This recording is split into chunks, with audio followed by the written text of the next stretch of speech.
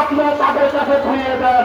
বাংলাদেশের মানুষ ৫ বছর পরে বাংলাদেশের মানুষ কিভাবে তাদের অধিকার ফিরিয়ে দিতে হয় সেটা জেনে গেছে। সুতরাং আর বুলেট দেখিয়ে জল কামান দিয়ে লাঠি চার্জ করে বাংলাদেশের মানুষকে দমিয়ে রাখা যাবে না।